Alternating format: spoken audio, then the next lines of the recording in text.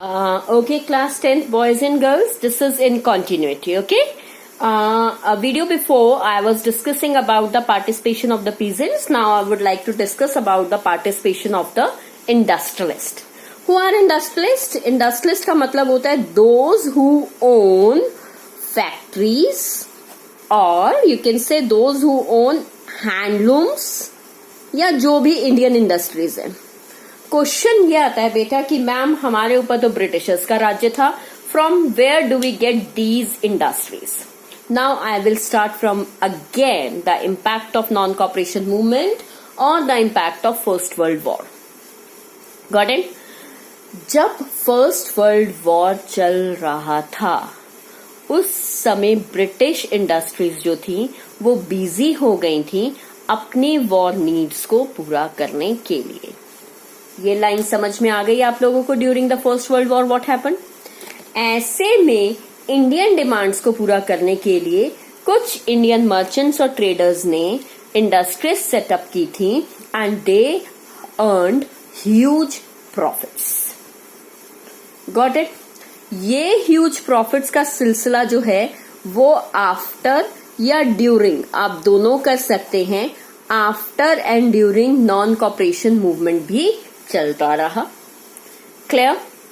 Non cooperation movement में आपको याद है एक बहुत मेजर प्रोग्राम था that boycott foreign goods, boycott foreign material and use swadeshi goods. So Indian industries were set up at this time. Now non cooperation movement came to an end but after few time these businessmen were interested. यहाँ keen का मतलब है interested. They were interested in expanding their businesses. वो चाहते थे कि उनका business लगातार चलता रहे. And for the regular span of time, they keep on reacting. Reacting का मतलब आप यहाँ अपोज भी कर सकते हैं. बेसिकली फेवर में तो कभी भी नहीं था. They were regularly opposed against the colonial policies. For example उनकी मेन डिमांड्स में ये था कि उनका बिजनेस जो है वो एक्सपैंड होता रहे. नंबर 2, वो चाहते थे कि जो बाहर से इंपोर्ट से सामान आता है उसके अगेंस्ट उन्हें भी प्रोटेक्शन दी जाए, उनका सामान बेचने की भी उन्हें इजाजत दी जाए. इंपोर्ट बाहर से आता है, इंपोर्ट, ओके, तो उनको इंपोर्ट से जो सामान आ रहा है उससे उन्हें प्रोटेक्शन दी जाए. प्लस ये चाहते थे कि इंडियन करेंसी में रुपी था, रुपी स्टर्लिंग एक्सचेंज, रुपया भी घूमता रहे, जो फॉरेन एक्सचेंज है वो इनके देश में आता रहे, ये भी ह्यूज प्रॉफिट्स को अर्न करते रहे. अपनी इन डिमांड्स को पूरा करने के लिए दे हैव फॉर्म्ड 2 ऑर्गेनाइजेशंस. एक को हम कहते हैं फिक्की. फिक्की बताया ना, फिक्की मतलब बिना मीठे के. और एक थी IICC. मैं इनकी अब फुल फॉर्म बता रही हूं. This is Indian industrial, Hindustan के इंडस्ट्रियल, ठीक है, इंडियन इंडस्ट्रियल कमर्शियल, कमर्शियल यानी व्यापार से रिलेटेड, ठीक है, कमर्शियल कांग्रेस. I2C2 भी कहते हैं, सिर्फ नाम याद करने के लिए.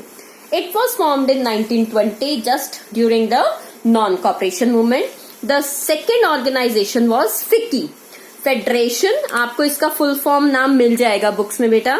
It stood for Federation of Indian Commerce and Commercial Congress and Exchange करके इसका नाम दिया. Commercial and Industrial Congress करके इसका नाम दिया. Sorry, I'm forgetting the name. Please check out from the books.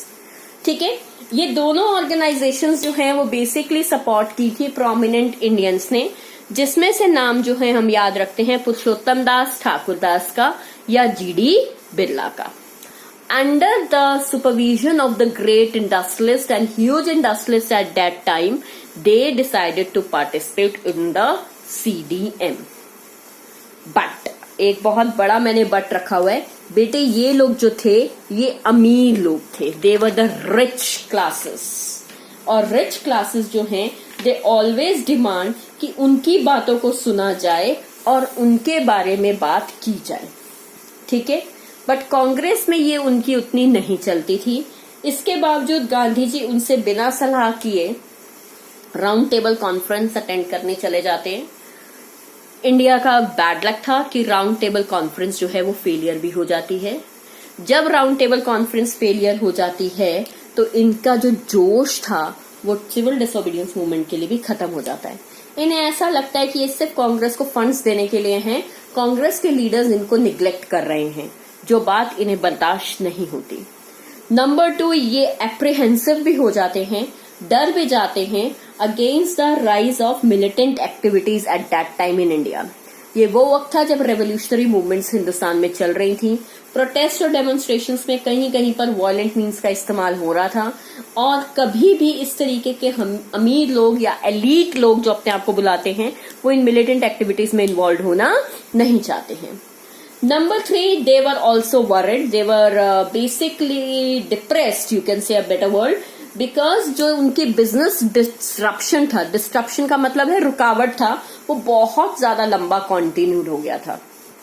उन्हें ऐसा लग रहा था 2 साल हो गए, हमें फायदा तो हुआ नहीं, नुकसान पे नुकसान और होता जा रहा है, तो हमें इसमें पार्टिसिपेट करना चाहिए या नहीं। इसके अलावा जो कांग्रेस लीडर्स है उसमें सोशलिज्म की वैल्यू जो है वो बढ़ती जा रही थी। सोशलिस्ट वो लोग होते हैं जो रिच और पुअर का भेदभाव नहीं करते हैं। यंग मेंबर्स, अगर आपको एग्जाम्पल ही दूंगी मैं यहाँ पर, तो it will be Jawaharlal Nehru, ठीक है, there will be Ram Manohar Lohia even. तो जो ऐसे यंगर लीडर्स थे, सोशलिस्ट लीडर्स, जो रिच और पुअर का गैप खत्म करना चाह रहे थे, उनका इन्फ्लुएंस जो था वो कांग्रेस में बढ़ता जा रहा था। इन सब सर्कमस्टांसेस के अंदर जो इंडस्ट्रियलिस्ट थे उन्होंने एक डिसीजन लिया कि वो अब सीडीएम में बहुत ज्यादा पार्टिसिपेट करना नहीं चाहते हैं। रिजल्ट, जब सीडीएम को रीलॉन्च किया गया तो इन्होंने पार्टिसिपेट करने से मना कर दिया। कल हम इसकी 3rd कैटेगरी करेंगे। Thank you guys for the today. Please go through unit 3.2।